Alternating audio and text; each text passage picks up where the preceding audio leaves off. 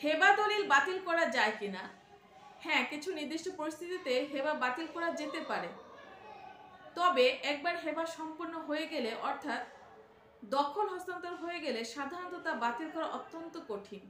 তবে কিছু নির্দিষ্ট পরিস্থিতিতে যে হেবা বাতিল করা যেতে পারে, আজকে কথা বলবো সেই সকল বিষয় নিয়ে। আর আপনাদের সাথে আছি আমি, অ্যাডভোকেট মোমেনা খানম।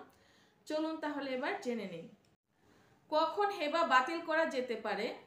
যে সকল নির্দিষ্ট পরিস্থিতিতে একটি হেবা বাতিল করা যেতে পারে সেই সকল বিষয় হচ্ছে: ফার্স্ট অন, দখল হস্তান্তরের পূর্বে, অর্থাৎ হেবার ঘোষণা প্রদান করা হলে এবং হেবাকৃত সম্পত্তিটি হেবা গ্রহীতার নিকট হস্তান্তরিত না হলে হেবাদাতা চাইলে যে কোনো সময় হেবাটি বাতিল করতে পারেন।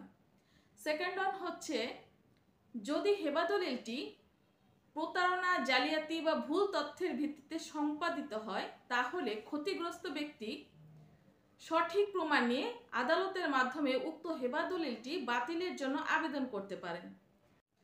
থার্ড অন হচ্ছে আইনগত ত্রুটি।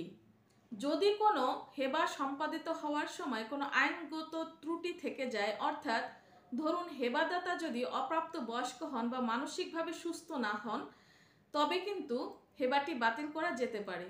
এবং ফোর্থ অন হচ্ছে সরকারি স্বার্থ রক্ষা না হওয়া, অর্থাৎ কোনো হেবা সম্পাদিত হওয়ার সময় যদি কোনো সরকারি স্বার্থ রক্ষা না হয়, তাহলে কিন্তু উক্ত হেবা দলিল বাতিলের জন্য আদালত নির্দেশ দিতে পারেন।